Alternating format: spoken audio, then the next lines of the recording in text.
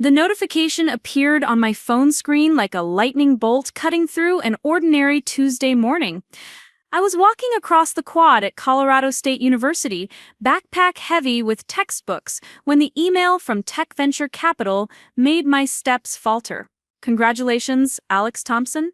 We're pleased to inform you that Streamline Flow has been selected for our accelerator program, with an initial investment offer of $2 million. My hands shook as I read the words again, the autumn leaves crunching under my feet as students hurried past me toward their morning classes. $2 million. The productivity software I'd been developing in my dorm room for the past 18 months, surviving on ramen noodles and caffeine, had just become worth more money than my family had ever dreamed of seeing. Before we jump back in, tell us where you're tuning in from, and if this story touches you, make sure you're subscribed, because tomorrow I've saved something extra special for you. The irony wasn't lost on me that this life-changing moment happened exactly 3 weeks before my college graduation, the same graduation my parents had already informed me they might miss because of Tyler's soccer tournament. But standing there in the crisp Colorado morning, staring at an email that would change everything, I felt something I hadn't experienced in years when it came to my family. Hope. Genuine, terrifying hope that maybe this would be different. Maybe an achievement this significant would finally break through their tunnel vision and show them that their older child had been worth paying attention to all along. The Tech Venture Capital offices in downtown Denver felt like stepping into a different universe. Floor-to-ceiling windows revealed the Rocky Mountains in the distance, while inside sleek conference rooms buzzed with the energy of innovation and enormous financial decisions. Ryan Kim, my business partner and the coding genius behind Streamline Flow's user interface, sat beside me as we listened to three venture capitalists explain how our little productivity app had caught their attention. The lead investor, a woman named Patricia Hendricks with silver hair and sharp eyes, leaned forward across the polished conference table. "Your software addresses a genuine pain point in the market," she said, her voice carrying the authority of someone who had built and sold multiple companies. "Small businesses are drowning in inefficient workflow systems, and Streamline Flow offers an elegant solution at a price point they can actually afford. We're seeing adoption rates that exceed anything we've projected for similar platforms." She paused, glancing at her tablet before continuing. "Which is why we're prepared to offer you $2 million for a 30% stake in the company, plus ongoing operational support to scale nationwide within 18 months. I tried to keep my expression professional even as my heart hammered against my ribs. Ryan's leg bounced under the table, the only outward sign of his excitement. We'd dreamed of this moment since we started coding together in the basement of the business building, but the reality felt surreal. $2 million would mean I could pay off my student loans immediately, help my parents with their mortgage, and still have enough left to fund Streamline Flow's expansion without worrying about my next meal. The meeting lasted 3 hours, covering everything from intellectual property rights to marketing strategies to the timeline for rolling out new features. By the time we shook hands and scheduled our follow-up meeting for the following week, my phone showed 14 missed calls from Tyler and 6 text messages asking where I was. I'd completely forgotten that I'd promised to pick him up from soccer practice, too caught up in the magnitude of what was happening to my future. Driving back to Riverside in my ancient Honda Civic, I rehearsed different ways to share the news with my family. The 2-hour drive from Denver to our small town gave me plenty of time to imagine their reactions. My father, Mark, looking up from his insurance paperwork with genuine surprise and pride. My mother, Jennifer, putting down her real estate listings to really listen for once. Tyler, maybe understanding that his older sibling had been working towards something significant all these years. The house on Maple Street looked exactly the same as always when I pulled into the driveway, but I felt like I was seeing it through different eyes.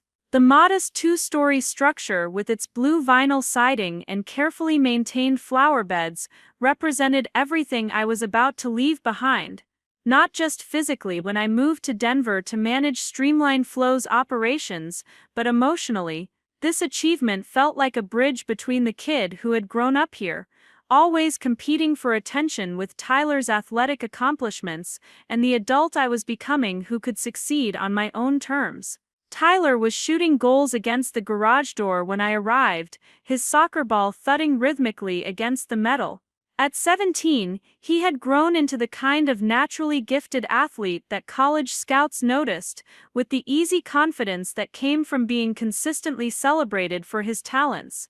He waved when he saw me but continued practicing, his focus laser sharp as he worked on corner kicks. I watched him for a moment, remembering when we used to play together in this same driveway, before our paths diverged so completely. Mom's inside freaking out about graduation seating. Tyler called out between kicks, something about hotel reservations and whether Dad can get time off work. He paused his practice to look at me directly. You know the state tournament semifinals are the same weekend, right? Coach says college recruiters from 3 different schools are coming to watch me play. The familiar knot formed in my stomach, the same sensation I'd experienced countless times over the years when family schedules collided with my important events. But this time, I had ammunition. This time, I had news that would surely shift their priorities and show them that my achievements mattered just as much as Tyler's athletic career. Inside, my parents sat at the kitchen table surrounded by paperwork, their laptops open to different travel booking websites.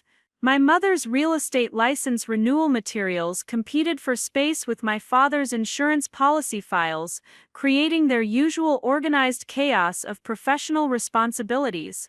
They looked up when I entered, both wearing expressions of mild stress that had become their default when juggling multiple family obligations. There you are, my mother said, not looking up from her screen. We're trying to figure out logistics for graduation weekend. Tyler's tournament is in Colorado Springs, which is only 2 hours from Fort Collins, so theoretically we could make both events work, but the timing is going to be incredibly tight. My father rubbed his temples, a gesture I recognized from years of watching him balance competing demands on his time and attention. The semifinals start at 10 in the morning, and if Tyler's team advances, the championship game would be Sunday afternoon. Your graduation ceremony is Saturday at 2, right?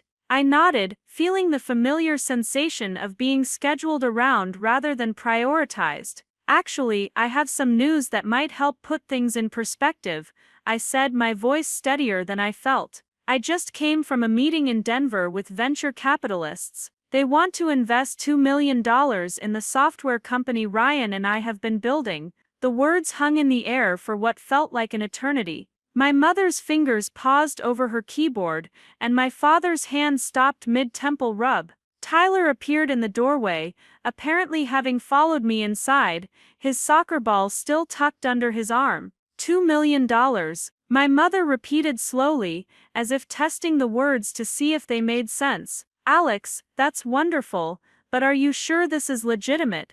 There are so many scams targeting college students these days. The response hit me like cold water. Not congratulations, not excitement, not even curiosity about what I had built, or how I had attracted serious investor attention. Instead, immediate skepticism and concern that I might be falling for some elaborate con game. It's completely legitimate, I said, pulling out my phone to show them the official email from Tech Venture Capital. They've been tracking our user growth for months. Streamline Flow has over 15,000 active users across 12 states, and our revenue growth has been consistent for 8 straight quarters. My father leaned forward to look at my phone screen, his expression shifting from skepticism to cautious interest. This is the productivity software you've been working on in your dorm room. The thing you mentioned a few times but never. Preparing and narrating this story took us a lot of time, so if you are enjoying it, subscribe to our channel. It means a lot to us. Now back to the story. Really explained. The sting of that observation cut deeper than I expected. I had mentioned Streamline Flow dozens of times over the past year and a half, sharing user milestones and development updates whenever I called home. But those conversations had always been brief, often interrupted by discussions of Tyler's latest soccer achievements or my parents' work obligations. They had listened politely but never asked follow-up questions, never shown genuine curiosity about what I was building or why it mattered. I've been developing it with Ryan Kim since sophomore year, I explained, fighting to keep my voice level. We started with a simple workflow automation tool and expanded it based on user feedback. Small businesses use it to streamline their operations, reduce administrative overhead, and improve team communication. The venture capital firm sees potential for national expansion. Tyler moved closer, his athletic confidence translating into genuine curiosity about something outside his usual sphere. $2 million though, that's real money, not just college project money. It's real, I confirmed, appreciating that at least someone in the family grasped the magnitude of what was happening. The investment gives them a 30% stake in the company, but Ryan and I retain majority control and operational authority. Plus they're providing marketing support and industry connections to help us scale. My mother closed her laptop with a sharp click, her real estate agent instincts apparently kicking in. Alex, this is incredible, truly, but we need to make sure you're not getting taken advantage of. Have you had a lawyer review any contracts? What about tax implications? And how does this affect your job prospects after graduation? Each question felt like a deflection, a way to turn my moment of triumph into a problem that needed to be managed rather than a success worth celebrating. I had expected surprise, maybe even disbelief, but I had hoped for excitement, for pride, for some acknowledgement that their older child had accomplished something extraordinary. I've consulted with the university's business law clinic, I said, my tone becoming more formal, as I realized this conversation was not going the direction I had hoped. Everything is being handled properly, the investment is structured to protect our interests, while providing the capital we need for expansion. My father nodded slowly, his insurance background making him naturally cautious about financial matters. That's smart, and this doesn't interfere with graduation. You're still planning to finish your degree? The question revealed how little they understood about what I had built. Streamline Flow wasn't a distraction from my education, it was the practical application of everything I had learned in business school. The venture capital investment wasn't just money, it was validation that my years of hard work and strategic thinking had produced something valuable enough for serious investors to bet millions of dollars on its success. Graduation is still happening, I said carefully. In fact, this investment makes my degree even more valuable. I'll be running a multi-million-dollar company while having the credentials to back up my business decisions. The room fell quiet, except for the rhythmic thudding of Tyler's soccer ball against his foot as he processed everything he was hearing. My parents exchanged one of their wordless spousal communications, the kind of glance that conveyed entire conversations without saying anything aloud. "We're proud of you, sweetheart," my mother finally said, her voice carrying the careful tone she used with difficult real estate clients. "This is a big opportunity, and we want to make sure you're prepared for all the responsibilities that come with it." The response felt hollow, technically supportive but lacking the genuine enthusiasm I had hoped for. It was the same tone they used when acknowledging my academic achievements over the years, polite recognition without emotional investment. Meanwhile, Tyler's soccer games generated passionate discussions about strategy, performance, and potential. His tournament victories were celebrated with special dinners and social media posts celebrating their talented athlete son. "Actually," Tyler said, breaking the awkward silence, "this is pretty cool. My sister's going to be running a real company. That's definitely worth bragging about at school." His casual use of the word bragging highlighted something I hadn't fully realized until that moment. My achievements had never been sources of family pride worth sharing with others. When neighbors asked about their children, my parents talked about Tyler's athletic scholarships and recruitment letters, my academic honors, internship offers, and now business success were private accomplishments that didn't warrant public celebration. That evening, I called Casey Williams, my roommate and closest friend since freshman year, to share the news. Her reaction was everything my family's had not been: immediate excitement, genuine questions about my plans, and unqualified enthusiasm for what this meant for my future. She insisted on taking me out to the grind to celebrate, where we spent 3 hours talking through the details of the investment and what it would mean for Streamline Flow's development. "Your parents don't get it," Casey said bluntly over her third coffee. "They're still thinking of you as their college student daughter who needs protection from big decisions. They don't see that you've already been making big decisions successfully for months." Her observation stung because it was accurate. Despite my academic achievements, my internship experience, and now my entrepreneurial success, my family still saw me through the lens of their cautious parental concern, rather than recognizing my demonstrated competence and judgment. The next morning brought a text from my mother asking if I needed help finding a real job for after graduation, just in case the startup thing didn't work out. The message revealed how little she understood about what had happened the day before. This wasn't a college side project that might or might not succeed.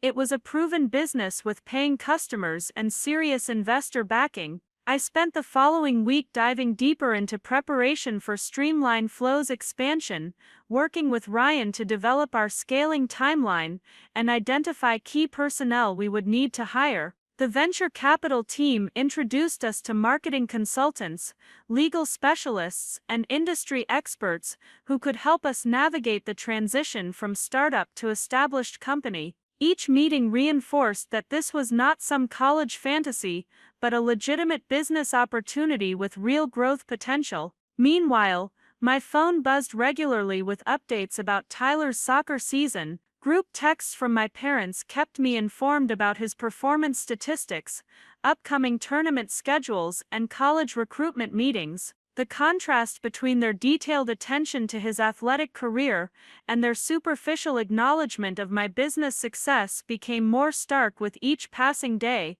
Professor David Martinez, my business mentor and the faculty advisor, who had encouraged me to pursue the venture capital presentation, stopped me after class on Thursday to ask how my family was handling the news. When I described their lukewarm response, his expression shifted to something between sympathy and frustration. "Alex, you've accomplished something that most entrepreneurs spend decades working toward," he said, his voice carrying the authority of someone who had built multiple successful companies before entering academia. "This level of investor interest, at your age, with this kind of valuation, is extraordinary. If your family can't recognize that, it says more about their limitations than your achievements." His words were validating but also painful, because they confirmed what I was beginning to understand about my family dynamics. Their ability to celebrate Tyler's athletic accomplishments while remaining lukewarm about my business success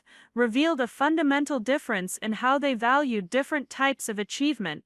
That weekend, I drove to Tyler's soccer game against Riverside's biggest rival, hoping that family time might help bridge the gap between my big news and their muted response. The stands were packed with parents, students, and college scouts, all focused on the action unfolding on the field. My parents sat in their usual spot, tracking Tyler's every move with intense concentration, cheering his successful plays and analyzing his strategic decisions with the expertise of longtime soccer fans. Watching them in their element, completely absorbed in Tyler's performance, I understood something that had been building in my consciousness for years. This was where their passion lived. This was what generated their genuine excitement and emotional investment. Tyler's athletic career wasn't just important to them, it was the source of their pride as parents, their connection to community status, and their vision of family success. When Tyler scored the winning goal with 3 minutes left in regulation,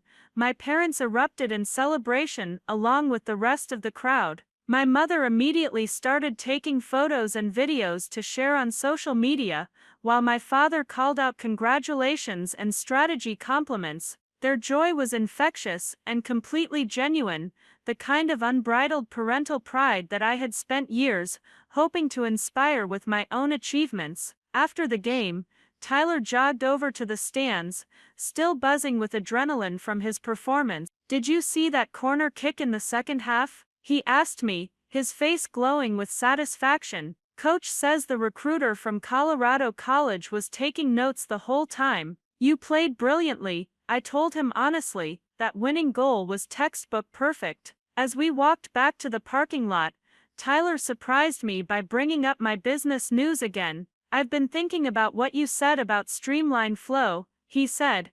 $2 million is insane money. Are you nervous about running a real company?" The question revealed something important. Tyler was genuinely curious about my achievement and its implications. Unlike our parents, who had responded with caution and skepticism, he seemed to grasp the magnitude of what was happening and wanted to understand how it felt from my perspective. Terrified and excited in equal measure, I admitted. "But it's the kind of challenge I've been preparing for throughout college. Everything I've learned about business strategy, market analysis, and team management is going to get tested in real time." Tyler nodded thoughtfully. "Kind of like when coach moved me to starting forward sophomore year. Scary but also exactly what I'd been working toward." The comparison helped me understand something about our family dynamics that I hadn't fully grasped before. Tyler's athletic achievements were easily understood and celebrated because they fit into familiar frameworks of competition, teamwork, and measurable success. My business accomplishments were more abstract, harder for my parents to evaluate or get excited about because they existed outside their personal experience and comfort zones. That realization didn't make their lukewarm response hurt any less, but it helped me understand that their reaction was more about their limitations than my achievements. They weren't deliberately dismissing my success, they simply didn't have the context to fully appreciate what I had accomplished or what it meant for my future. The week before graduation brought a flurry of family planning conversations, most of which happened in group texts that I received but wasn't actively included in. My parents and Tyler debated travel logistics, hotel reservations, and the timing challenges of attending both my graduation ceremony and Tyler's tournament semifinals.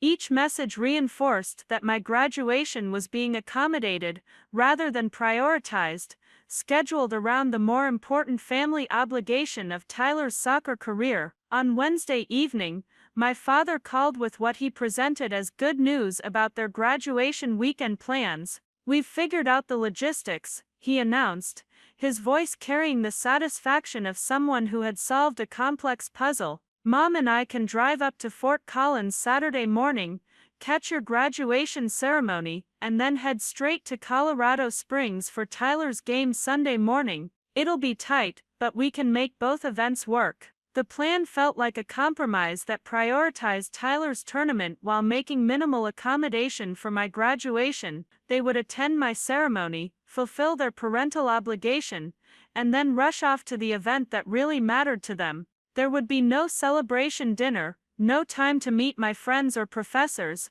no opportunity to share in the significance of what graduation represented for my future. "That sounds like a lot of driving," I said carefully, not wanting to seem ungrateful, but also not wanting to pretend I was satisfied with being squeezed into their schedule. "It'll be worth it to support both of our kids." My mother's voice came through the phone on speaker. "We wouldn't miss your graduation for anything."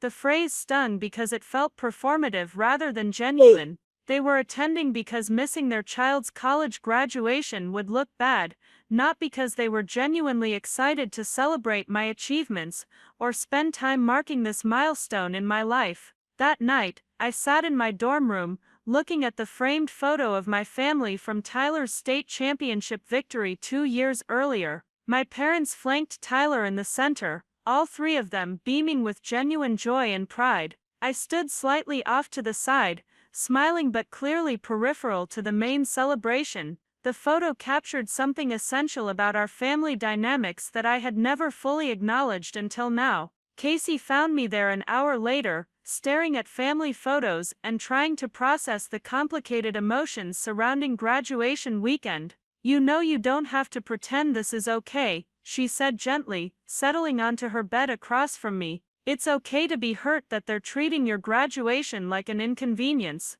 Her permission to feel disappointed was exactly what I needed. I had spent so many years trying to be the understanding, low-maintenance child who didn't compete with Tyler for attention or create additional stress for my parents, but understanding their limitations didn't mean I had to accept being consistently undervalued or marginalized in family priorities. "I keep thinking about how different this would be if Tyler were graduating," I admitted. "They would plan a whole weekend around celebrating him.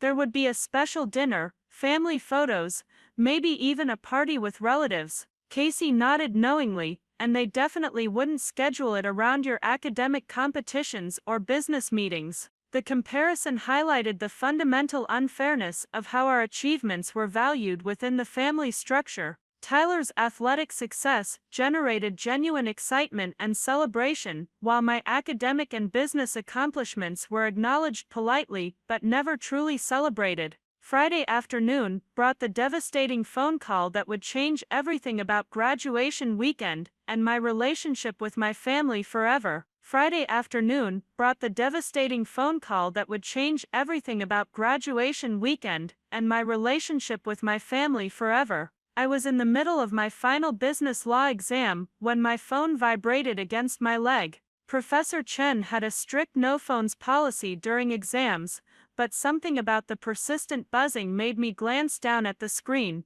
Tyler's name flashed repeatedly, followed immediately by my mother's contact. The urgency felt different from their usual check-ins, more frantic and insistent. After finishing my exam and walking out of the business building, I returned Tyler's call first. His voice carried an excitement I hadn't heard since his state championship game junior year. "Alex, you're not going to believe this," he said, words tumbling over each other in his rush to share the news. "Coach just got off the phone with the University of Denver soccer program. They want to offer me a full-ride scholarship, but there's a catch." My stomach dropped before he even explained the catch, some instinct warning me that whatever came next would not be good news for graduation weekend. I found myself sitting down on one of the concrete benches outside the business building, preparing for impact. "The head coach can only be at our tournament this weekend," Tyler continued, his voice bubbling with barely contained enthusiasm.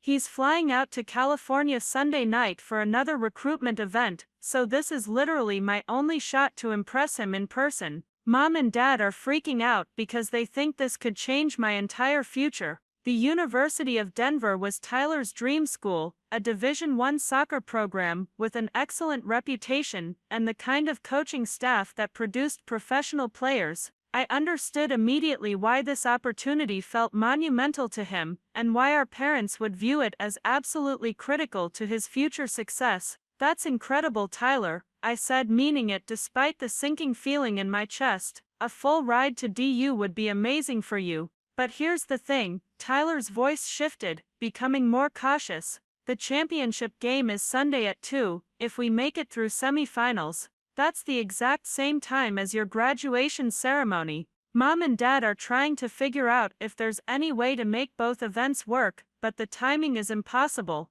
The cruel irony wasn't lost on me. My graduation ceremony, the culmination of 4 years of academic excellence and the launching pad for my multi-million-dollar business venture, was scheduled for the exact same time as Tyler's potential scholarship-securing soccer championship. Even if our parents had genuinely wanted to prioritize both events equally, the universe had conspired to force them into an impossible choice. "What are Mom and Dad thinking?" I asked, though I already knew the answer based on years of similar situations where Tyler's athletic opportunities had taken precedence over my academic achievements. Tyler hesitated before answering, and in that pause, I heard everything I needed to know about how this decision was going to unfold. They're really torn, he said finally, which was Tyler speak, for they had already decided, but didn't want to hurt my feelings by stating it directly. They keep saying maybe the semi-finals will run long and push the championship game later, or maybe your graduation ceremony will start early, but realistically, they're going to choose your tournament. I finished for him, surprised by how steady my voice sounded, even as my heart hammered against my ribs. Alex, I'm really sorry. I know how important graduation is to you, especially with everything happening with your business. But this scholarship opportunity came out of nowhere, and coach says the University of Denver almost never offers full rides to players they haven't been tracking for years. Tyler's apology was genuine, and I could hear in his voice that he understood the unfairness of the situation. He hadn't asked for this timing conflict, and he certainly hadn't requested that our parents consistently prioritize his achievements over mine.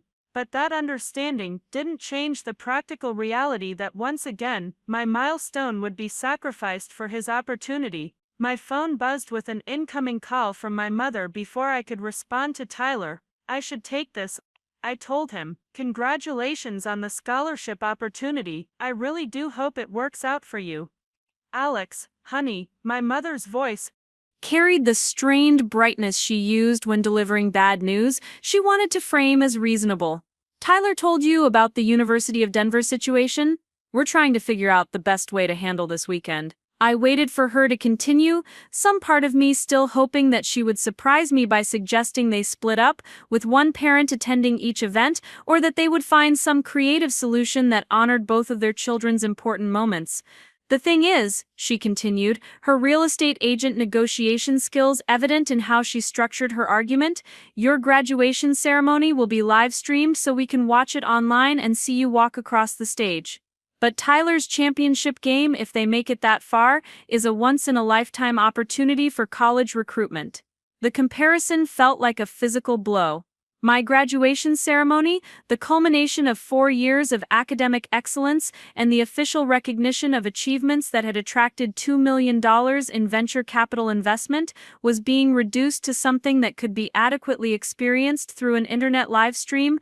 Meanwhile, Tyler's soccer game was positioned as irreplaceable and requiring their physical presence. I understand the scholarship is important, I said carefully, trying to keep my voice neutral even as disappointment and frustration built in my chest. But my graduation is also a once-in-a-lifetime event. I'm the first person in our family to graduate summa cum laude, and I'll be giving a speech as the business school's outstanding senior. The silence on the other end of the phone stretched long enough that I wondered if the call had dropped. When my mother finally responded, her tone had shifted to the patient voice she used with unreasonable real estate clients who didn't understand market realities. Of course, your graduation is important, sweetheart. We're incredibly proud of everything you've accomplished, but you have to understand that Tyler's been working toward this scholarship opportunity for years, and this might be his only chance to impress the University of Denver coaching staff. The implication was clear. Tyler's years of athletic training and development were more valuable and deserving of family support than my years of academic excellence and business innovation. His potential future success outweighed my demonstrated achievements, even though I had already secured my post-graduation career path with the venture capital investment. What about Dad? I asked, grasping for any possibility that at least one parent might prioritize my graduation. Could he come to Fort Collins while you go to Colorado Springs with Tyler? Another pause, shorter this time but equally telling. Your father feels strongly that we should support Tyler as a united front. College soccer recruitment is so competitive, and having both parents there sends a message about our family's commitment to his success. The phrase united front hit me like a slap. They had discussed this decision together and concluded that Tyler's tournament required both parents' attendance, while my graduation could be handled with a live stream view and perhaps a congratulatory phone call afterward.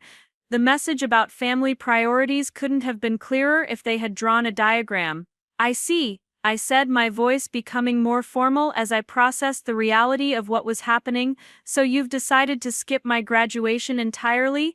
"We're not skipping it," my mother protested, though her protest sounded weak even to her own ears. "We'll be watching online and we'll call you immediately afterward to congratulate you, plus we can plan a celebration dinner when you come home next weekend."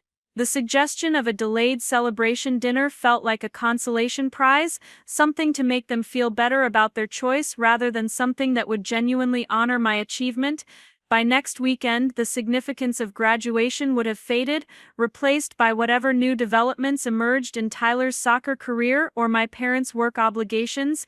"I need to go," I said, suddenly feeling exhausted by the conversation and the familiar pattern it represented. "I have to prepare for tomorrow's ceremony." "Alex, please don't be upset about this."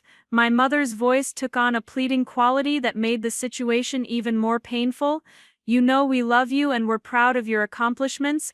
This is just an unfortunate timing conflict that we're trying to handle as best we can."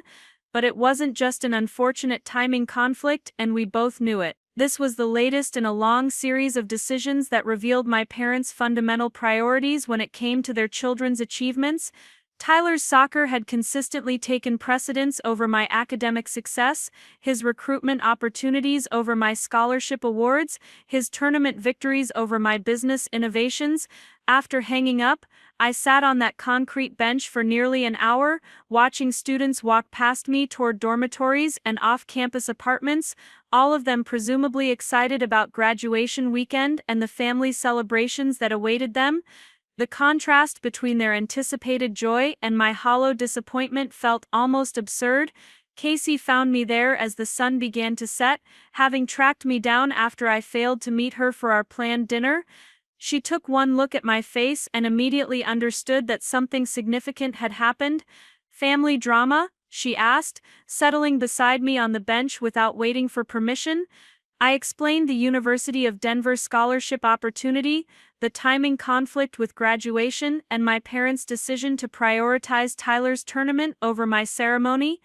Casey listened without interrupting, her expression shifting from sympathy to anger as the full scope of the situation became clear. "They're not coming to your graduation at all?" she asked when I finished explaining. "Not even splitting up so one parent can be here?" Apparently Tyler needs a united front for his recruitment opportunity, I said, the bitter edge in my voice surprising even me. "My graduation can be adequately experienced through livestream, according to my mother." Casey was quiet for several minutes, processing what I had told her with the thoughtful consideration that made her such a valuable friend. Finally, she turned to face me directly, her expression serious but supportive. "Alex, I need to ask you something, and I want you to really think about your answer," she said. "How many times have your parents missed your important events for Tyler's sports?" The question hit harder than I expected because it forced me to confront a pattern I had been avoiding acknowledging for years. "I don't know," I said honestly. "I've never actually counted." "Maybe you should," Casey suggested gently. "Not to torture yourself, but because I think you need to see the full scope of what's been happening in your family dynamics." That evening I returned to my dorm room and did something I had never done before, began systematically documenting every significant academic achievement, award ceremony and milestone event from my high school and college years, along with whether my parents had attended. The process took 3 hours and filled 12 pages of notebook paper with dates, events, and attendance records. The pattern that emerged was both illuminating and devastating. Over the past 6 years, I had participated in 43 significant academic or extracurricular events that warranted family attendance. My parents had been present for 11 of them. During the same time period, Tyler had participated in 38 soccer-related events, tournaments, and ceremonies. My parents had attended 36 of them. The 2 Tyler events they had missed were both due to work emergencies that couldn't be rescheduled, a major insurance claim that required my father's immediate attention, and a real estate closing that my mother couldn't postpone. Even their absences from Tyler's events were treated as genuine disappointments that required extensive apologies and make-up celebrations. Meanwhile, my parents had missed my high school graduation speech as salutatorian because Tyler had a regional tournament. They had skipped my induction into the National Honor Society because Tyler's team was playing for the state championship. They had been absent from my college acceptance celebration because Tyler was attending a recruitment camp. The documentation process forced me to confront not just the numerical disparity in their attendance, but the qualitative difference in how they approached our respective achievements. Tyler's soccer events were scheduled into their calendars months in advance, with backup plans and alternative arrangements to ensure their attendance. My academic events were accommodated when convenient and sacrificed when conflicts arose. More painfully, I realized that I had internalized this prioritization and learned to expect less family support for my achievements. I had stopped inviting them to smaller ceremonies and awards presentations, anticipating their absence and protecting myself from disappointment. I had learned to celebrate my successes privately or with friends, never expecting my family to share in my pride or accomplishments. The next morning, graduation day, began with a series of text messages from family members and friends. Tyler sent a genuinely supportive message wishing me congratulations and expressing regret about the timing conflict. My parents sent polite but perfunctory graduation wishes, along with reminders that they would be watching the live stream and calling afterward. Ryan Kim, my business partner, texted to confirm our celebration plans for Sunday evening, when we would sign the final paperwork for the tech venture capital investment. Professor Martinez sent encouragement about my speech and reminded me that several potential employers would be in the audience, interested in hiring me for post-graduation consulting work.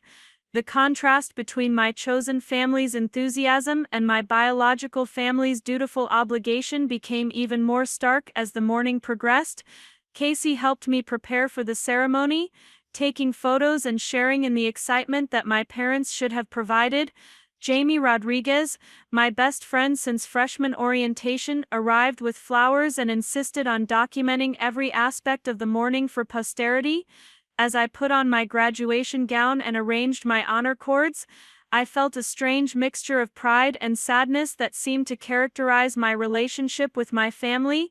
I was genuinely excited about graduation and everything it represented for my future, but that excitement was tempered by the familiar ache of celebrating important moments without the people who should have cared most. The graduation ceremony took place in Moby Arena, Colorado State University's basketball stadium, transformed for the occasion with formal decorations and hundreds of folding chairs arranged in precise rows. Families filled the stands, parents and siblings and grandparents all gathered to celebrate their graduates' achievements. The energy in the building was infectious, a collective celebration of academic accomplishment and future potential. I found my assigned seat in the business school section, surrounded by classmates who had become friends and colleagues over 4 years of shared classes and study groups. Many of them spotted their families in the stands and waved excitedly, pointing out parents and siblings who had traveled from across the country to be present for this moment. Sarah Chen, who sat beside me in the alphabetical seating arrangement, leaned over to ask if I could see my family in the crowd. When I explained that they couldn't make it due to a scheduling conflict, her expression shifted to sympathy and confusion. "They're missing your graduation?" she asked, clearly struggling to understand how any parent could prioritize something else over their child's college graduation. "But you're giving a speech as the outstanding business student? This is huge." Her reaction highlighted how abnormal my family's absence was. For most families, college graduation represented one of the most important milestones in their child's life, worthy of travel and schedule adjustments and genuine celebration. The fact that my parents had chosen to prioritize Tyler's soccer tournament over my graduation ceremony was not just disappointing, it was genuinely shocking to people with healthier family dynamics. When my name was called to give my speech as the outstanding business school graduate, I walked to the podium with a mixture of pride and determination. The speech I had prepared focused on innovation, entrepreneurship, and the importance of taking calculated risks to achieve meaningful success. As I spoke about building streamlined flow and attracting venture capital investment, I felt a sense of ownership over my achievements that had nothing to do with external validation. The audience responded enthusiastically to my speech, with particular energy from the business school faculty and the venture capital representatives who had come to see me speak. After returning to my seat, several classmates congratulated me on both the speech and the business success I had described. Their recognition felt genuine and meaningful in a way that my family's distant approval never had.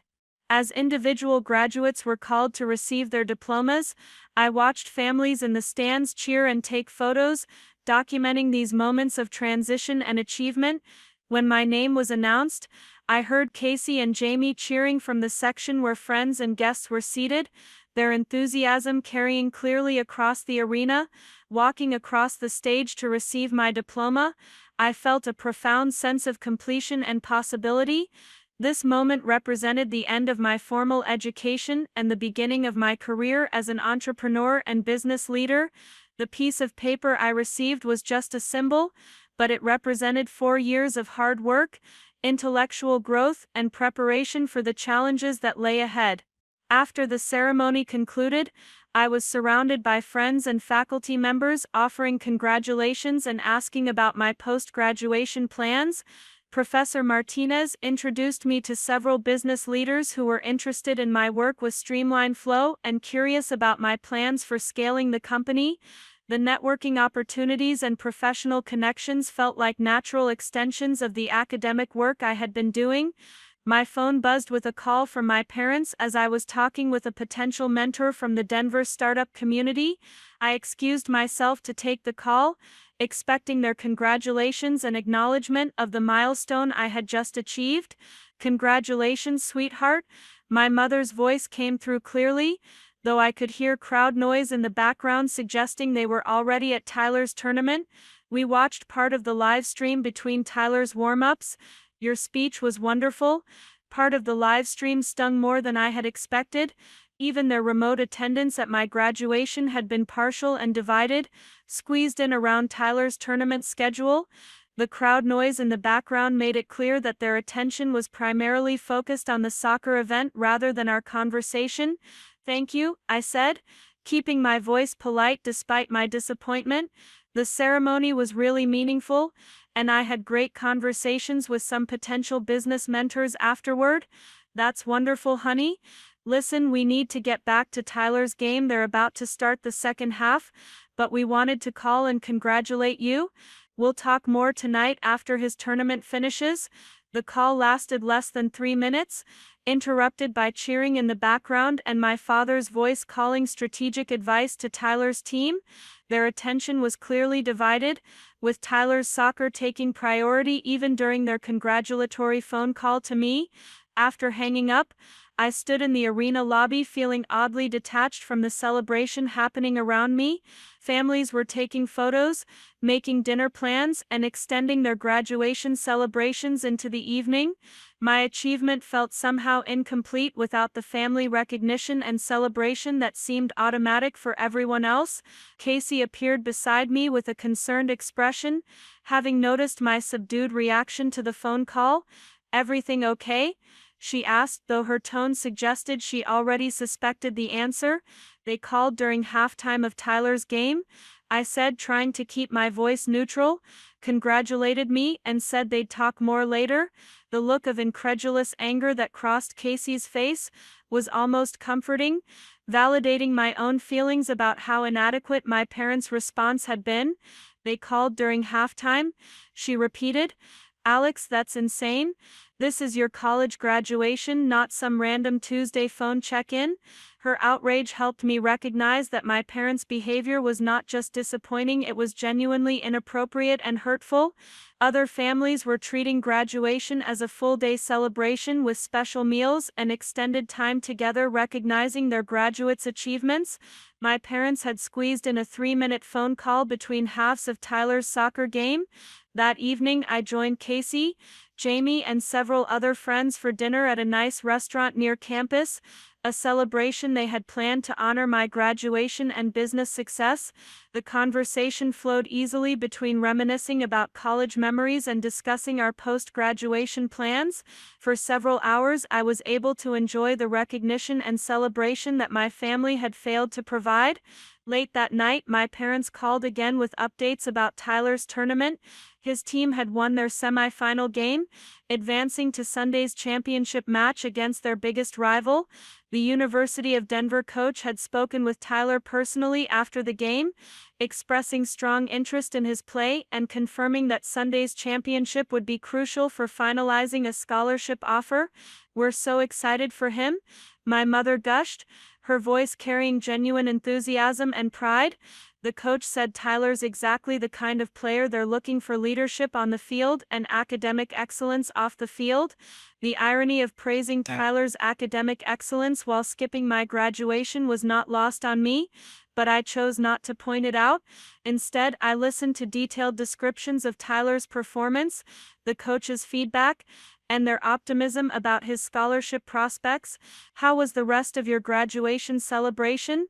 my father asked as an afterthought, almost as if he had just remembered that I had also achieved something worth acknowledging that day. "It was nice," I said simply, not elaborating on the dinner with friends or the professional connections I had made.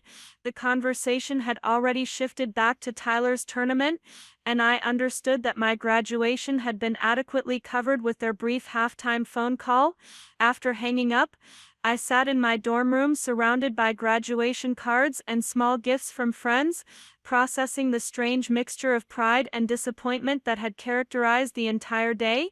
I had achieved something genuinely significant, graduating summa cum laude, delivering a speech as the outstanding business student, and preparing to launch a multi-million-dollar company.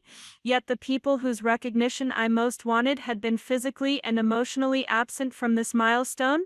The next morning brought news that would crystallize my understanding of how my family valued different types of achievement, and ultimately lead to a decision that would change our relationship forever. Sunday morning arrived with text updates about Tyler's championship game preparation. My parents sent photos from the hotel breakfast buffet, where Tyler was apparently carb loading for his final performance in front of the University of Denver coaching staff. The messages were cheerful and optimistic, filled with excitement about Tyler's opportunity and confidence about his prospects for success. I spent the morning in my dorm room, packing my belongings and preparing for my move to Denver to begin running Streamline Flow full-time. The contrast between my solitary preparation for a major life transition and my family's collective excitement about Tyler's soccer game felt symbolic of our relationship dynamics. At noon, I received a call from Ryan Kim with updates about our final investment meeting scheduled for the following week. Tech Venture Capital wanted to expedite the funding process, allowing us to begin hiring additional developers and marketing staff by the end of the month. The timeline meant I would be managing a team of 15 employees and a 7-figure budget before my 22nd birthday. "This is happening so fast," Ryan said, his voice carrying the same mixture of excitement and anxiety I felt about our rapid growth trajectory. "6 months ago we were debugging code in your dorm room, and now we're about to become a real company with real employees and real responsibilities." The business success felt surreal, partly because I was experiencing it without family support or recognition. Most entrepreneurs my age would be sharing these developments with parents who understood their significance and could offer advice or encouragement. Instead, I was navigating this transition alone, learning to trust my own judgment without the safety net of family guidance. That afternoon, I drove to Tyler's championship game, partly out of genuine support for my brother, and partly out of curiosity about the scholarship opportunity that had taken precedence over my graduation. The soccer complex in Colorado Springs was impressive, with multiple fields and professional quality facilities that hosted regional and state tournaments throughout the year. I found my parents in the stands, both wearing Tyler's jersey number and carrying signs with his name. Their enthusiasm was infectious and completely genuine, the kind of unguarded parental pride that I had spent years hoping to inspire with my own achievements. They waved when they saw me, clearly surprised but pleased that I had made the drive to support Tyler. "Alex, you came," my mother said, pulling me into a hug that felt warmer and more spontaneous than any interaction we had shared about my graduation. "Tyler will be so excited to see you here." The warmth of their welcome highlighted something painful about our family dynamics. They were genuinely happy to see me at Tyler's soccer game, more enthusiastic about my presence here than they had been about my graduation ceremony. Their emotional investment was clearly and consistently directed toward Tyler's athletic career, while my achievements existed in a separate, less important category. Tyler spotted me in the stands during warm-ups and waved enthusiastically, his face lighting up with genuine surprise and pleasure. Despite everything else about our family situation, Tyler and I had maintained a good relationship built on mutual respect and affection. He had never asked to be the favored child, and he genuinely celebrated my successes even when our parents didn't. The game was intense and well played, with both teams demonstrating the skill level that had earned them spots in the state championship. Tyler performed brilliantly, scoring 1 goal and assisting on another in a 3-1 victory that secured his team's state title. The University of Denver coach was indeed present, taking detailed notes and speaking with Tyler's high school coach throughout the game. When the final whistle blew, my parents erupted in celebration along with the rest of the crowd. Tyler's teammates lifted him onto their shoulders, and photographers captured the moment for local sports coverage. The joy and pride on my parents' faces was unmistakable, the kind of genuine celebration that marked truly significant family moments.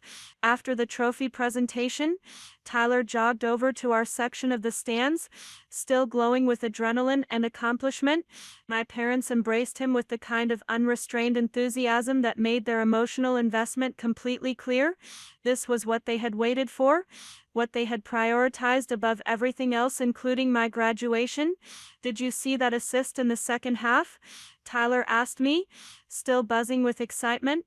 The University of Denver coach told Coach Martinez that was exactly the kind of play they want to see from their midfielders. "You played incredibly well," I told him honestly. "That was a championship-level performance." The University of Denver coach approached our group during the post-game celebration, introducing himself to my parents and expressing strong interest in Tyler's potential. The conversation lasted nearly 20 minutes, covering everything from academic requirements to training schedules to the timeline for finalizing a scholarship offer. "Tyler has exactly the combination of skill and character we're looking for," the coach told my parents. "I'd like to schedule a campus visit next month to discuss the details of our scholarship offer." My parents' excitement was palpable and completely justified. A full scholarship to the University of Denver represented an incredible opportunity for Tyler, potentially worth over $200,000 in tuition, room, and board. The achievement was genuinely worthy of celebration and family pride. However, watching the extended conversation between the coach and my parents, I couldn't help but contrast their engagement with Tyler's opportunity against their response to my venture capital investment. The coach's interest in Tyler generated detailed questions about academic support, career development, and long-term planning. My $2 million business investment had generated polite congratulations and concerns about legal documentation. The drive back to Fort Collins gave me 3 hours to process the events of the weekend and the broader patterns they revealed about my family's priorities. Tyler's scholarship opportunity was significant and deserving of celebration, but it was also hypothetical future success rather than demonstrated achievement. My business investment represented actual, immediate success that would generate substantial income and career opportunities, yet my family's emotional investment was clearly and consistently directed toward Tyler's potential rather than my accomplishments. This preference wasn't based on objective evaluation of our respective achievements, but on deeper patterns of attention and validation that had been established years earlier. That evening, I made a decision that would fundamentally change my relationship with my family and my approach to seeking their validation and support. Instead of calling my parents to rehash Tyler's victory and discuss his scholarship prospects, I spent the evening researching apartment options in Denver and making plans for Streamline Flow's expansion. Rather than continuing to compete for their attention and recognition, I decided to focus entirely on building my own success and surrounding myself with people who genuinely valued my achievements. The decision felt both liberating and lonely, representing a conscious choice to stop seeking something my family was apparently unable or unwilling to provide, but it also felt necessary for my own emotional well-being and professional development. I couldn't continue to measure my worth by their attention or let their priorities diminish my own sense of accomplishment. Late that night, Tyler called to thank me for attending his championship game and to express regret again about the graduation timing conflict. I know this weekend was really hard with everything happening at the same time, he said, his voice carrying genuine concern for how I was feeling. You played amazingly, I told him. The University of Denver scholarship is an incredible opportunity, and you've earned it through years of hard work and dedication. And Alex, I hope you know that even though Mom and Dad get weird about balancing our stuff, I think what you're doing with your business is really impressive. $2 million is serious money, and you're going to be running a real company. That's awesome. Tyler's recognition meant more to me than our parents' polite congratulations, partly because it came without reservation or qualification. He understood the significance of what I had achieved and could celebrate it without feeling threatened or competitive. I appreciate that, I said, and I'm genuinely excited about your scholarship opportunity. The University of Denver has an excellent program, and you'll thrive there. After hanging up, I realized that Tyler and I had managed to maintain a supportive relationship despite our parents' tendency to create competition between us. We could celebrate each other's successes without feeling diminished by them, something our parents seemed unable to model in their responses to our achievements. The next morning brought a series of developments that would test my resolve to build independence from my family's validation and ultimately lead to the decision that would define our relationship going forward. Monday morning arrived with an email that would change everything about how I approached my relationship with my family and my expectations for their support and recognition.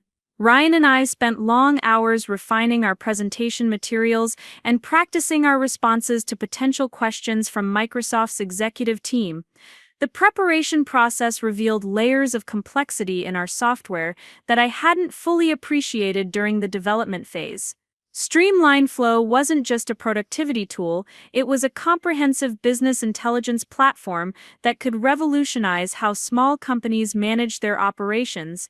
The Microsoft campus in Redmond, Washington, felt like entering a parallel universe where technology and innovation operated on a scale I had never experienced. Ryan and I arrived 2 days early to acclimate ourselves to the environment and fine-tune our presentation based on the specific interests Microsoft had expressed during preliminary conversations. David Chen, the senior product manager who would be leading our evaluation, gave us a tour of Microsoft's Small Business Solutions division.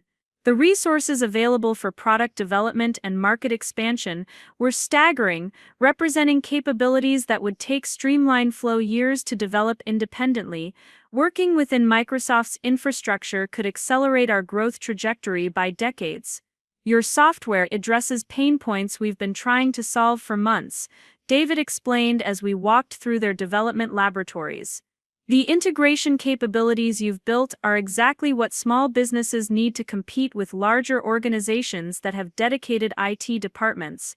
The validation from Microsoft's technical team was more meaningful than any family recognition I had ever received. These were experts who understood software development and market dynamics, people whose professional reputations depended on accurately evaluating business opportunities. Their enthusiasm for Streamline Flow was based on objective analysis rather than personal relationships or social obligations. During our practice sessions, Ryan and I discovered that we worked together with an intuitive understanding that had developed naturally over months of collaboration. He could anticipate my strategic thinking while I could build on his technical insights, creating presentations that were both comprehensive and accessible to non-technical executives. We make a good team, Ryan observed after a particularly successful practice run. You handle the business strategy and market positioning while I explain the technical architecture. Microsoft gets to see both sides of what makes Streamline Flow successful. The partnership we had built felt more supportive and collaborative than many family relationships I had observed. We challenged each other intellectually while providing emotional encouragement during stressful moments. Our shared commitment to Streamline Flow's success created a foundation of mutual respect that transcended personal competition or jealousy. The actual presentation took place in a conference room overlooking Lake Washington, with floor-to-ceiling windows providing a stunning backdrop for what would become the most important business meeting of my life. 8 Microsoft executives sat around a polished oak table, each representing different aspects of the company's small business strategy. I opened with an overview of Streamline Flow's development philosophy, explaining how we had prioritized user experience and practical functionality over flashy features that looked impressive but didn't solve real problems. The software had been built by entrepreneurs for entrepreneurs, with every feature tested and refined based on feedback from actual small business owners. Ryan followed with a technical demonstration that showcased Streamline Flow's integration capabilities and scalability potential. Watching him explain our software's architecture to Microsoft's senior developers, I felt a surge of pride that had nothing to do with external validation. We had built something genuinely valuable, something that could improve how millions of people worked. The questions from Microsoft's team were sophisticated and challenging, covering everything from data security protocols to international expansion strategies. Each question revealed their serious interest in acquiring Streamline Flow and their confidence in our platform's commercial potential. Sarah Rodriguez, Microsoft's Vice President of Strategic Acquisitions, leaned forward during the final portion of our presentation. "Alex, Ryan, what you've accomplished with limited resources is impressive, but I'm curious about your long-term vision. Where do you see Streamline Flow in 5 years, and how does that align with Microsoft's small business ecosystem?" The question gave me an opportunity to articulate the broader impact I hoped Streamline Flow could achieve. "We want to democratize business intelligence," I explained. "Currently, only large corporations can afford sophisticated workflow optimization and data analysis tools. Streamline Flow makes those capabilities accessible to restaurants, retail stores, consulting firms, and other small businesses that represent the backbone of the American economy." My answer seemed to resonate with the entire room. Several executives nodded approvingly, and I could see them mentally calculating the market implications of what I had described. This wasn't just about acquiring a successful software product, this was about positioning Microsoft as the champion of small business innovation. The meeting concluded with handshakes and expressions of mutual interest, though no specific commitments were made. David Chen walked us to the lobby, explaining that Microsoft's decision-making process typically took several weeks but that our presentation had been very well received. "I can't make any promises," he said as we prepared to leave, "but I can tell you that your software addresses strategic priorities that Microsoft has been discussing for months. The timing of your approach is remarkably aligned with our market expansion goals."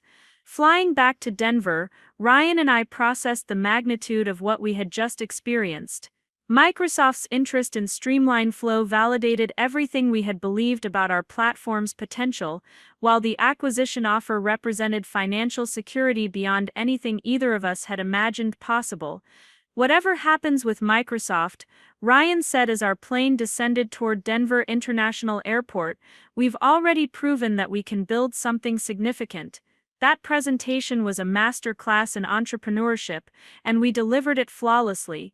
His confidence in our partnership and achievements helped me recognize something important about validation and recognition.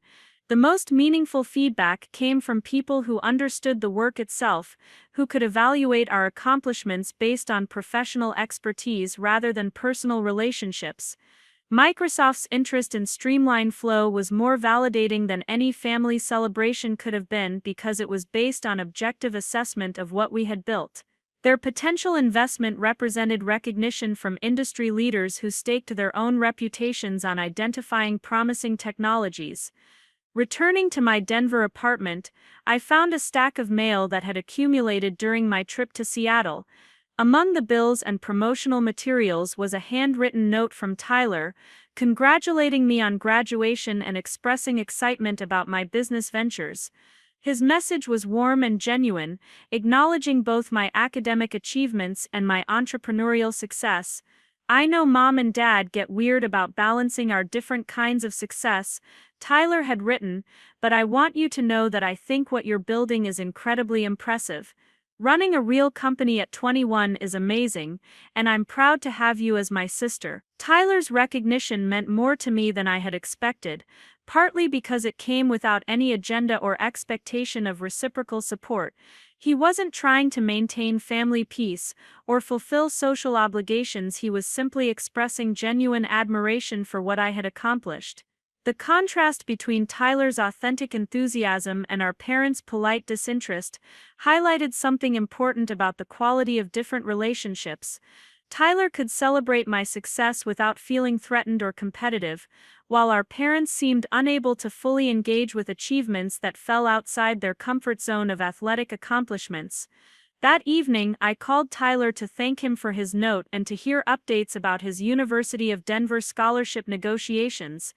The conversation flowed easily between our respective achievements and future plans, demonstrating that sibling relationships didn't have to be competitive or comparative. The scholarship is looking really promising, Tyler explained. The coach wants me to visit campus next month to meet the team and discuss their training program. It feels surreal that I might be playing Division I soccer next year. That's incredible, I said, meaning it completely. You've worked so hard for this opportunity, and the University of Denver has an excellent program. You're going to thrive there. Our ability to celebrate each other's successes without reservation showed me what healthy family relationships could look like. Tyler and I had found ways to support each other despite our parents' tendency to create competition between us. After hanging up with Tyler, I realized that I hadn't spoken to my parents since their brief congratulatory call during his championship game halftime. 5 days had passed since my graduation, and they hadn't reached out to ask about my post-graduation plans, my move to Denver, or my business developments. The silence was telling, revealing how little genuine curiosity they had about my life and achievements. If Tyler had graduated and moved to a new city to start a business, they would have called daily to check on his adjustment and offer support. My transition to entrepreneurship was apparently something they expected me to handle independently. Wednesday brought an email from Rebecca Walsh requesting a meeting to discuss Microsoft's preliminary feedback and next steps in the acquisition process. The speed of Microsoft's response suggested serious interest, though Rebecca cautioned that corporate acquisitions often involved complex negotiations that could extend for months. Meeting with Rebecca in Tech Venture Capital's downtown Denver offices, I learned that Microsoft had conducted extensive due diligence on Streamline Flow's user base, technical architecture, and market positioning. Their internal analysis confirmed our own assessments about the software's growth potential and competitive advantages. Microsoft's interest validates everything we believed about Streamline Flow's commercial viability, Rebecca explained. But I want you and Ryan to carefully consider whether selling now aligns with your long-term goals. This acquisition offer represents immediate financial security, but maintaining ownership could potentially generate much greater returns over time. The decision between immediate financial security and long-term growth potential required careful analysis of risk tolerance and personal priorities. Selling to Microsoft would eliminate uncertainty while providing resources to pursue other entrepreneurial ventures. Maintaining ownership would preserve control and upside potential while requiring continued investment of time and energy. What's your gut feeling about the right choice? Rebecca asked, leaning back in her leather chair and studying my expression carefully. I think we need to understand Microsoft's vision for Streamline Flow's development before making any decisions. I said, if they plan to integrate our software into their existing products and maintain our core functionality, the acquisition makes sense. If they want to absorb our technology and discontinue the standalone platform, we should seriously consider maintaining independence. Rebecca nodded approvingly. That's exactly the right question to ask. Microsoft's intentions for Streamline Flow's future development will determine whether this acquisition serves your original vision for democratizing business intelligence. Our conversation continued for 2 hours, covering various scenarios and strategic considerations that would influence the final decision. Rebecca's expertise in evaluating technology acquisitions provided valuable perspective on factors that Ryan and I might not have considered independently. Driving home from the meeting, I reflected on how different my life had become in just a few months.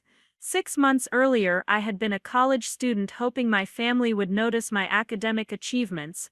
Now I was negotiating with Microsoft about acquiring my company for $15 million, making decisions that would affect my financial security for decades. The transformation felt simultaneously gradual and sudden, the result of consistent work and strategic thinking that had finally reached critical mass.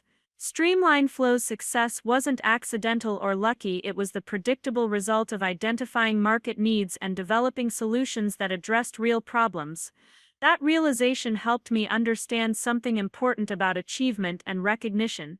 External validation was most meaningful when it came from people who understood the work itself, who could evaluate accomplishments based on objective criteria rather than personal relationships or social expectations. Microsoft's interest in Streamline Flow was validating because it represented professional recognition from industry experts who staked their own reputations on identifying valuable technologies. Their potential investment was based on analytical evaluation rather than family loyalty or social obligations. Thursday morning brought the phone call that would crystallize my understanding of my family's priorities and ultimately lead to the decision that would define our relationship going forward. My mother's name appeared on my phone screen just as I was reviewing financial projections for Streamline Flow's next quarter. "Alex, sweetheart, how are you settling into Denver?" Her voice carried the cheerful brightness she used for casual check-ins, with no particular urgency or deep curiosity about my answer. "I'm doing well," I said, sitting down at my kitchen table and preparing for what I anticipated would be a brief conversation. "The apartment is nice, and I'm enjoying being closer to our business operations." "That's wonderful. Your father and I were just talking about how proud we are of everything you've accomplished.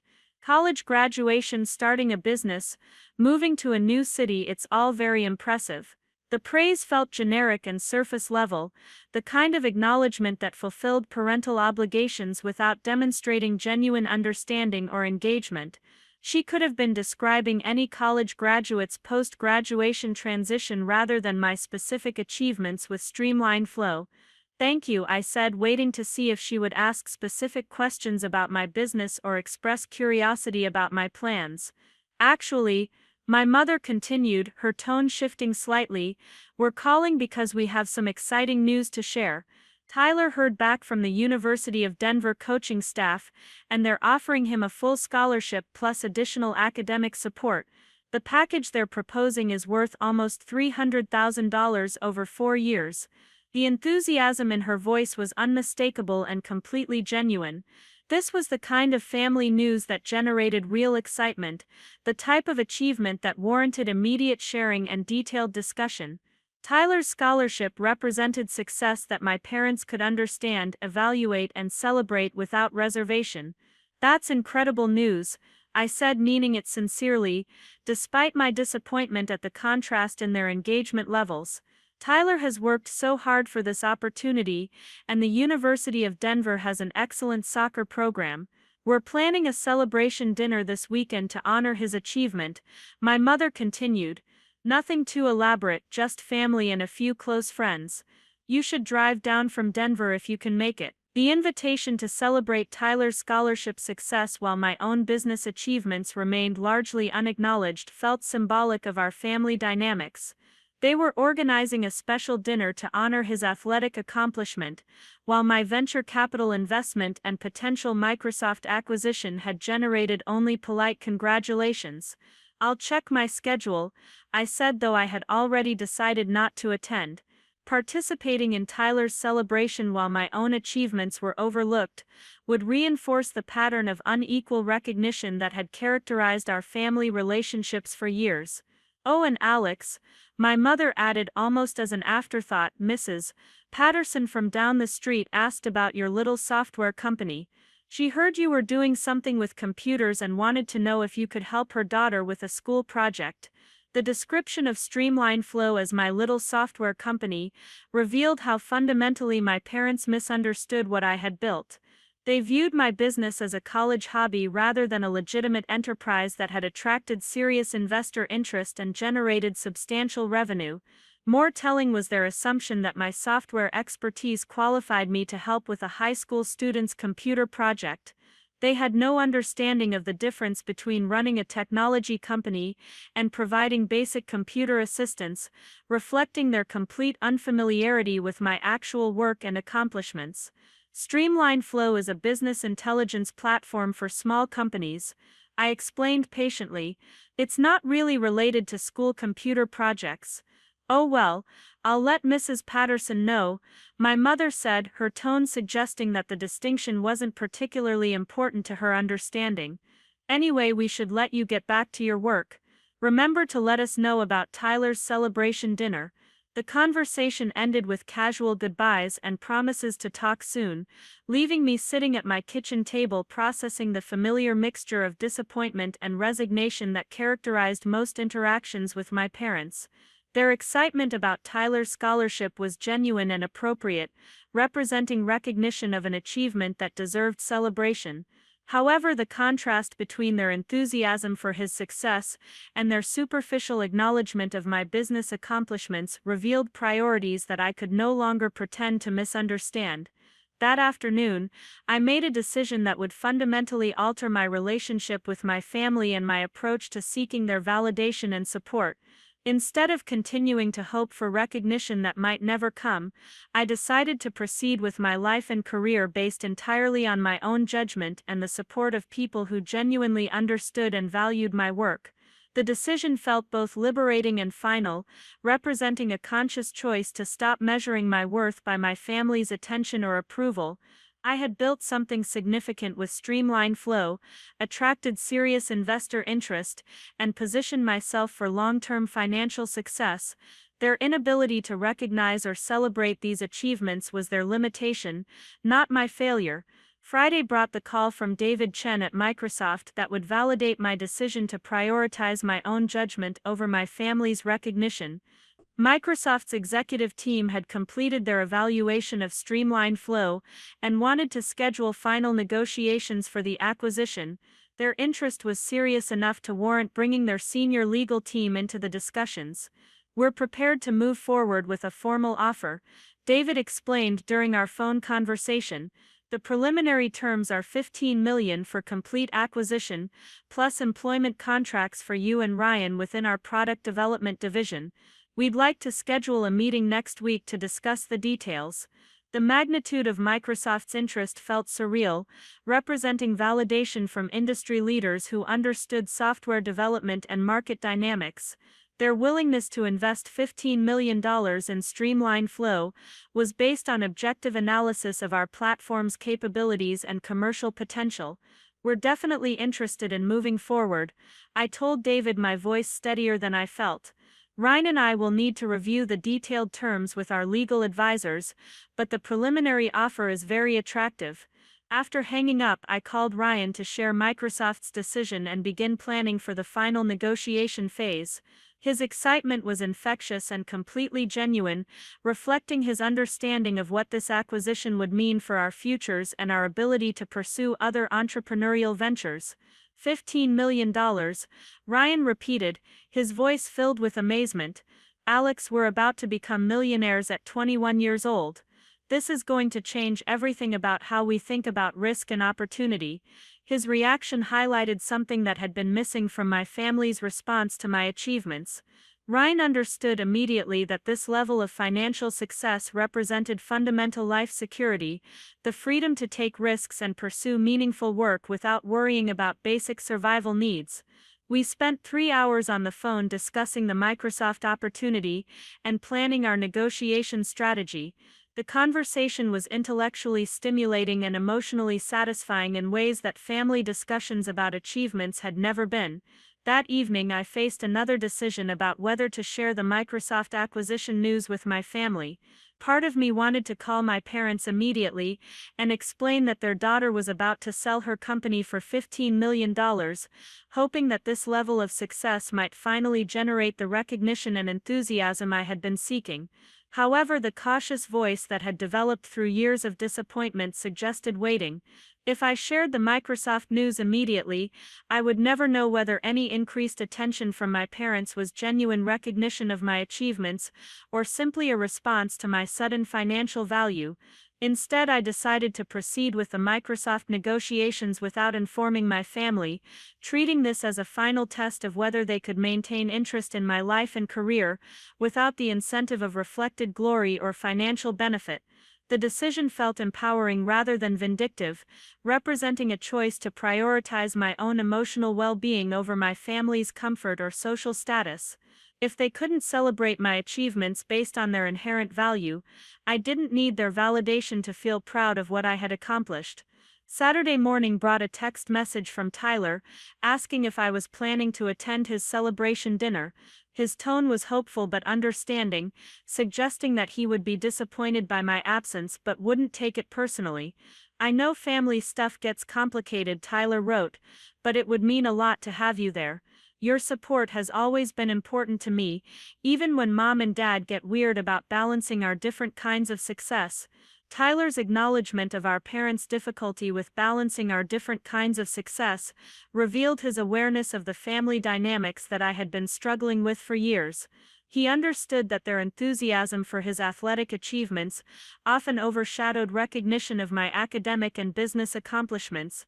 However, his invitation also represented an opportunity to maintain our sibling relationship despite our parents' limitations.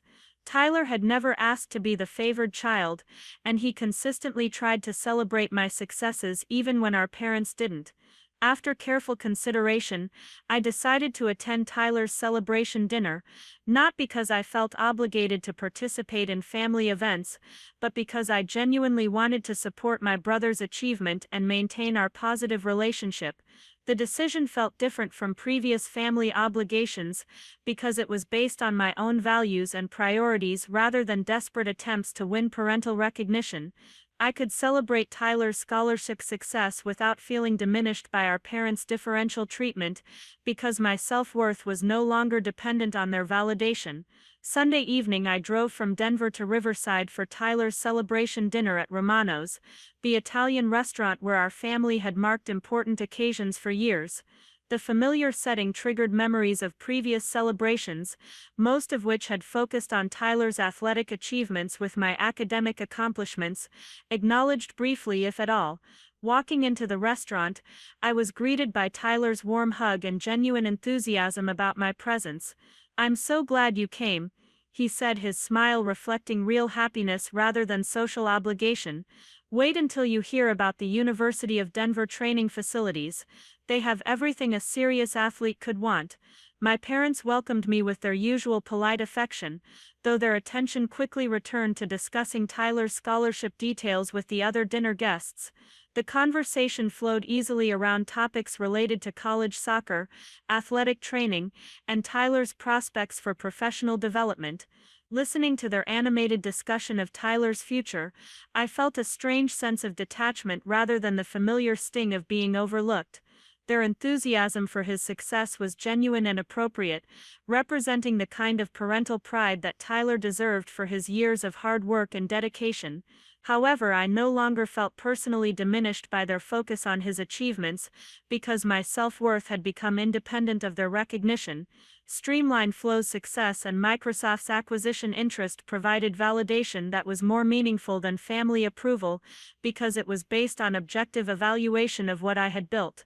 During dinner, Tyler made a point of including me in conversations and asking about my business ventures.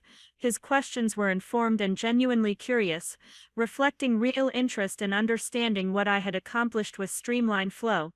"Alex has been building this software company that helps small businesses optimize their operations," Tyler explained to one of our father's colleagues who had asked about my post-graduation plans. She's attracted serious investor interest and is negotiating with major technology companies about partnerships. Tyler's description of my work was more accurate and enthusiastic than anything our parents had shared with friends or family members. He understood enough about my business to explain it coherently to others. While our parents still referred to Streamline Flow as my little computer project, the contrast highlighted something important about recognition and validation. Tyler could celebrate my achievements without feeling threatened or competitive, while our parents seemed unable to fully engage with accomplishments that fell outside their comfort zone of athletic success. After dinner, Tyler walked me to my car and thanked me again for attending his celebration. "I know Mom and Dad don't always get what you're doing with your business," he said, his voice carrying the kind of mature understanding that suggested he had thought seriously about our family dynamics. "But I want you to know that I think what you've built is really impressive. Running a successful company at 21 is incredible, and I'm proud to have you as my sister." His recognition meant more to me than our parents' polite congratulations, partly because it came without any agenda or expectation of reciprocal support. Tyler wasn't trying to maintain family peace or fulfill social obligations. He was simply expressing genuine admiration for what I had accomplished. Driving back to Denver that night, I reflected on how much my perspective had changed over the past few months. Tyler's celebration dinner had been enjoyable and meaningful, not because our parents had finally recognized my achievements, but because I had learned to find validation from sources that truly understood and valued my work. The Microsoft acquisition opportunity, my growing financial independence, and the professional relationships I had built through Streamline Flow provided a foundation of self-worth that didn't depend on family approval or recognition. I could participate in family events and maintain positive relationships without needing their validation to feel successful or accomplished. Monday morning brought the email that would finalize the most significant business decision of my life and establish my financial independence in ways that would fundamentally alter my relationship with my family forever. Monday morning brought the email that would finalize the most significant business decision of my life and establish my financial independence in ways that would fundamentally alter my relationship with my family forever.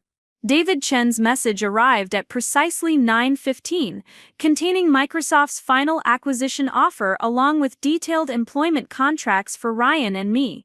The terms exceeded our most optimistic projections: $18 million for complete ownership of Streamline Flow, plus 5-year guaranteed positions within Microsoft's innovation division at salaries that rivaled senior executive compensation. I read through the contract documents twice, each page representing security and opportunity beyond anything I had imagined possible when I first started coding in my dorm room. The acquisition would make me financially independent for life, providing resources to pursue any future ventures without worrying about basic survival or family financial support. Ryan arrived at my apartment within an hour of receiving his own copy of Microsoft's offer, his expression oscillating between disbelief and excitement as we reviewed the terms together. The legal documentation was comprehensive and favorable, protecting our interests while providing Microsoft with the ownership structure they needed for integration planning. $18 million, Ryan said, shaking his head slowly as he processed the magnitude of what was happening. "Alex, we're about to become multimillionaires before our 22nd birthdays. This is going to change everything about how we approach risk and opportunity for the rest of our lives." His reaction encapsulated something that had been building in my consciousness throughout the negotiation process. This level of financial success represented more than money. It represented freedom from the conventional constraints that limited most people's choices about career, relationships, and life priorities.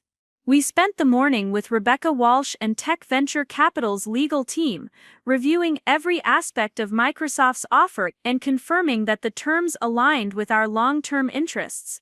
The acquisition structure would allow us to maintain involvement in Streamline Flow's development while gaining access to Microsoft's resources for scaling and international expansion. This is an exceptional outcome for a first-time entrepreneur, Rebecca observed as we finalized our decision to accept Microsoft's offer. The valuation reflects genuine recognition of what you've built, and the employment terms position you for continued growth within one of the technology industry's most innovative companies. The validation from experienced venture capitalists and Microsoft's executive team provided a level of professional recognition that felt more meaningful than any family approval I had ever received. These were experts who understood software development and market dynamics, people whose careers depended on accurately evaluating business opportunities.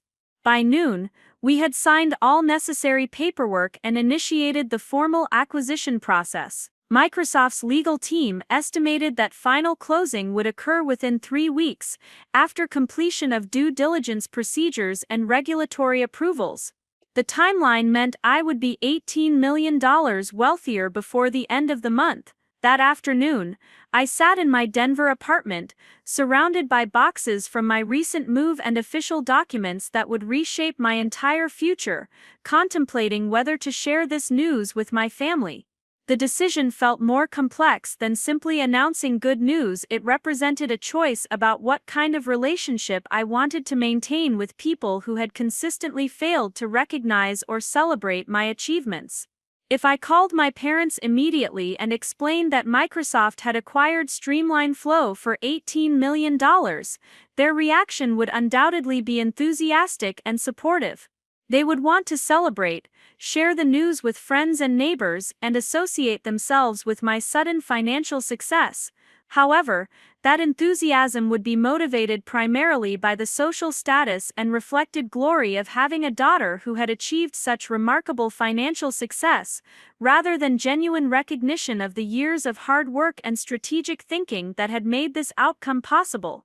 More importantly, if I shared the Microsoft news now, I would never know whether my parents were capable of maintaining interest in my life and achievements without the incentive of impressive financial returns to brag about. The timing of my announcement would make it impossible to distinguish between genuine pride and opportunistic association with my success. Instead, I decided to proceed with my life and career without informing my family about the Microsoft acquisition, treating this as a definitive test of whether they could value our relationship independently of external achievements or social recognition. The decision felt empowering rather than vindictive, representing a conscious choice to prioritize my own emotional well-being over my family's comfort or social status. If they couldn't demonstrate interest in my life and accomplishments without the incentive of reflected glory, I didn't need their belated recognition to feel proud of what I had achieved. Wednesday brought a series of phone calls that would crystallize my understanding of my family's priorities and ultimately validate my decision to build independence from their validation and support. My mother called while I was reviewing employment contracts from Microsoft's Human Resources department, her voice carrying the casual brightness she used for routine family check-ins. "Alex, sweetheart, how are things going with your little business?" she asked, her tone suggesting polite interest rather than genuine curiosity about my work or achievements. The description of my soon-to-be $18 million company as my little business revealed how fundamentally my parents misunderstood what I had built and accomplished. Even after months of venture capital investment and obvious commercial success, they still viewed Streamline Flow as a college hobby rather than a legitimate enterprise. "Things are going well," I said, choosing not to elaborate on Microsoft's acquisition or the financial implications of what was happening. "We're expanding our operations and exploring new market opportunities." "That's nice, dear. Your father and I were actually calling to let you know about Tyler's latest developments. The University of Denver coaching staff invited him for an official campus visit next month, and they're discussing additional academic scholarships on top of his athletic funding." The enthusiasm in her voice was unmistakable and completely genuine, representing the kind of excited parental pride that I had spent years hoping to inspire with my own achievements. Tyler's scholarship negotiations generated detailed family discussions and careful planning, while my business developments were acknowledged briefly and then forgotten. That's wonderful news for Tyler, I said, meaning it sincerely despite my disappointment at the contrast in their engagement levels. He's worked incredibly hard for these opportunities, and the University of Denver has an excellent program. We're so proud of him, my mother continued, her voice glowing with unrestrained maternal pride. The coach says Tyler has the potential to play professionally after college if he continues developing at his current pace. Imagine having a son who plays Major League Soccer. The excitement about Tyler's hypothetical professional soccer career, while my actual business success remained largely unacknowledged, highlighted something painful about our family dynamics. They could envision and celebrate Tyler's potential future achievements while remaining disengaged from my demonstrated accomplishments. Actually, my mother added, shifting her tone slightly, we wanted to ask if you could contribute something toward Tyler's campus visit expenses. The scholarship covers tuition and housing, but will need to pay for travel and hotel costs for the family trip. The request for financial contribution toward Tyler's recruitment visit, while they had never offered support for my business travel or professional development expenses, felt symbolic of how they viewed my role within the family structure. I was expected to provide practical assistance for Tyler's opportunities while receiving minimal recognition or support for my own achievements. How much are you thinking?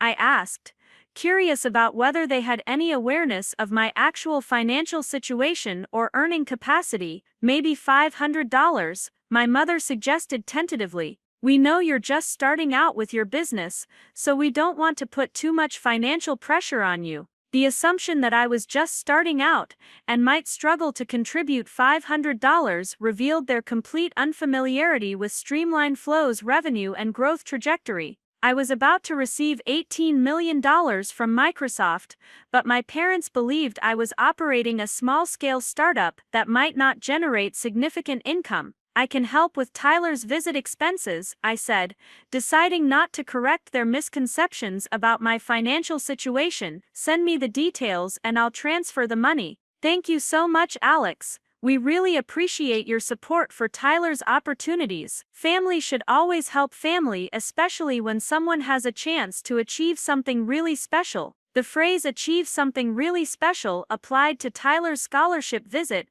but not to my venture capital investment or Microsoft acquisition. Felt like a summary of our family's value system. Athletic achievements were inherently special and worthy of celebration, while business success was practical but not particularly impressive or meaningful. After hanging up, I transferred $2,000 to my parents' account, far more than they had requested but a tiny fraction of what the Microsoft acquisition would soon provide. The gesture felt simultaneously generous and hollow, representing financial support for a family that had never provided equivalent emotional support for my achievements. Thursday afternoon brought a call from Tyler that would highlight the possibility of maintaining positive family relationships despite our parents' limitations and differential treatment. Alex, I heard Mom asked you to help with my campus visit expenses.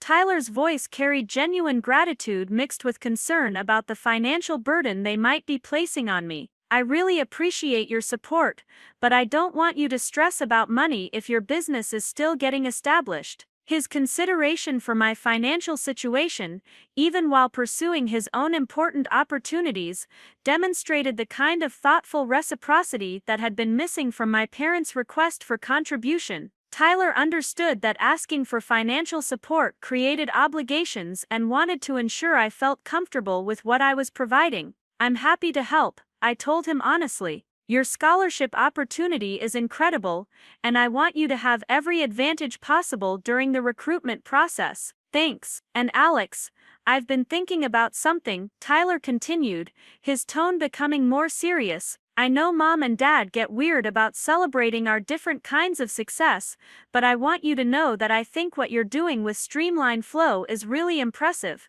His acknowledgement of our parents' difficulty with celebrating our different kinds of success revealed his awareness of the family dynamics that I had been struggling with for years. Tyler understood that their enthusiasm for his athletic achievements often overshadowed recognition of my academic and business accomplishments. I may not understand all the technical stuff about software development, Tyler continued, but I can see that you've built something significant. Having investors interested in your company and working with real business clients, that's entrepreneur-level success. Tyler's recognition of my achievements felt more meaningful than our parents' polite congratulations because it was based on genuine observation and understanding rather than social obligation. He could see the substance of what I had built, even without technical expertise in software development. I appreciate that more than you know, I said, feeling a warmth in our conversation that had been missing from family interactions for months. And I'm genuinely excited about your University of Denver opportunity. You've earned this through years of dedication and hard work. Our ability to celebrate each other's successes without reservation or competition demonstrated that healthy family relationships were possible, even when other family members struggled with recognition and validation. Tyler and I had found ways to support each other despite our parents' tendency to create hierarchy between our achievements. Actually, Tyler said, his voice taking on a more confident tone, I've been wondering if you might want to give me some advice about business stuff. The University of Denver coach mentioned that successful athletes need to think strategically about their careers, kind of like entrepreneurs. His request for business advice represented recognition that my achievements had value beyond financial returns, that the strategic thinking and planning skills I had developed through Streamline Flow could benefit his own career development.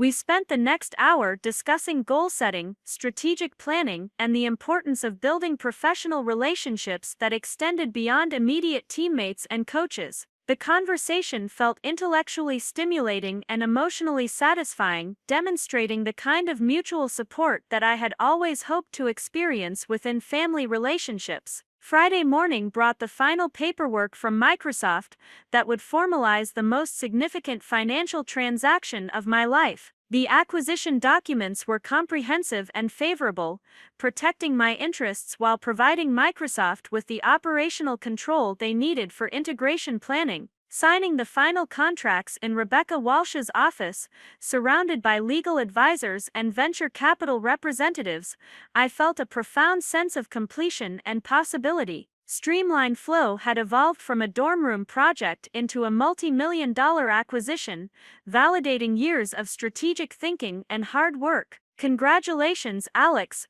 Rebecca said as we completed the paperwork. You've achieved something that most entrepreneurs spend decades working toward. This acquisition represents not just financial success, but professional recognition from industry leaders who understand what you've built. The validation from experienced business professionals felt more substantial than any family approval I had ever received because it was based on objective evaluation of what I had accomplished. Microsoft's willingness to invest $18 million in Streamline Flow reflected their confidence in my capabilities and the commercial value of what I had created. Walking out of the office building into downtown Denver's bright afternoon sunlight, I felt fundamentally different than I had just hours earlier. The financial security provided by Microsoft's acquisition meant I would never again need to worry about basic survival needs or depend on others for support. More importantly, the professional recognition implicit in such a significant acquisition validated my capabilities and judgment in ways that would influence every future decision about career, relationships, and life priorities. That evening, I sat in my apartment reviewing bank statements that showed Microsoft's acquisition payment had been processed and deposited. The numbers seemed surreal. $18 million represented more money than my family had earned collectively throughout my entire childhood. The financial independence felt liberating rather than overwhelming, providing freedom to make choices based on personal values and long-term goals, rather than immediate financial necessities. I could pursue meaningful work, maintain relationships that added value to my life, and avoid situations that required compromising my principles for practical benefits. Saturday morning brought a text message from my mother asking about my availability for a family dinner the following weekend, ostensibly to celebrate Tyler's successful campus visit and scholarship finalization. "We're planning something special to honor Tyler's achievements," the message read, "and it would mean a lot to have the whole family together for this milestone." The invitation to celebrate Tyler's scholarship success, while my own business achievements remained largely unacknowledged, felt symbolic of our family dynamics. They were organizing another special dinner to recognize his athletic accomplishments, while my venture capital investment and Microsoft acquisition had generated only polite congratulations. However, the invitation also represented an opportunity to test my hypothesis about their priorities and level of genuine interest in my life and achievements. If I attended the dinner without mentioning Microsoft's acquisition, their conversation topics and attention patterns would reveal whether they could maintain engagement with my life independently of impressive financial news. I decided to attend Tyler's celebration dinner, not because I felt obligated to participate in family events, but because I wanted to definitively understand the nature of our relationships and make informed decisions about future engagement. Sunday afternoon, I drove from Denver to Riverside for Tyler's celebration dinner at our parents' house, the familiar route, giving me time to prepare mentally for whatever family dynamics might emerge during the evening. The house on Maple Street looked exactly the same as always, but I felt like I was approaching it as a fundamentally different person than I had been just weeks earlier. The financial independence provided by Microsoft's acquisition meant I no longer needed anything from my family approval, recognition, or support. Tyler greeted me with genuine enthusiasm and immediate updates about his campus visit experience. "The University of Denver facilities are incredible," he said, his excitement infectious and completely authentic. "The training equipment, the academic support programs, even the dormitories, everything is designed to help student athletes succeed." His joy about the scholarship opportunity was warranted and inspiring, representing the fulfillment of years of dedicated training and strategic planning. I felt genuinely happy for his success, and proud of the work ethic and determination that had made this outcome possible. My parents welcomed me with their usual polite affection, though their attention quickly focused on Tyler's scholarship details and campus visit experiences. The conversation flowed easily around topics related to college soccer, academic requirements, and Tyler's prospects for professional development after graduation. Listening to their animated discussion of Tyler's future, I felt the same sense of detachment I had experienced at his previous celebration dinner. Their enthusiasm for his success was genuine and appropriate, but I no longer felt personally diminished by their focus on his achievements. During dinner, my father asked about my business ventures with the kind of polite interest he might show toward a neighbor's hobby. "How are things going with your computer company?" he asked, his tone suggesting casual curiosity rather than genuine engagement. "Streamline Flow is developing well," I said,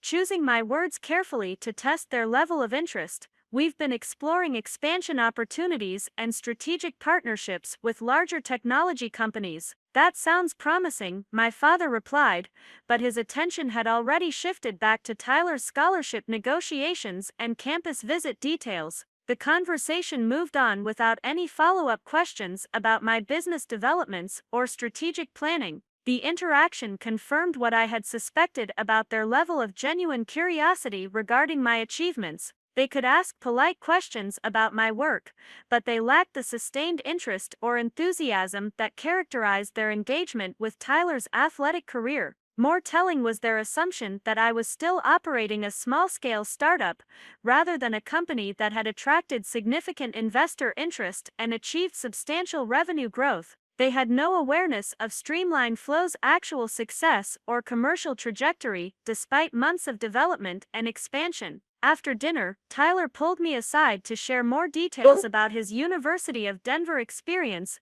and to ask additional questions about strategic career planning. His enthusiasm for applying business principles to athletic development demonstrated genuine intellectual curiosity and respect for my expertise. The coach talked about thinking long-term and building professional networks, Tyler explained. He said successful athletes need to prepare for careers after sports, just like successful entrepreneurs prepare for their next ventures. His comparison between athletic and entrepreneurial career development showed sophisticated understanding of strategic thinking and planning. Tyler could see connections between our different types of achievements, recognizing that both required similar skills and mindsets. That's exactly right, I told him. Success in any field requires strategic thinking, relationship building, and consistent execution over time. The principles that made you successful in soccer will transfer directly to whatever you pursue after college. Our conversation continued for nearly an hour, covering topics ranging from goal setting to risk management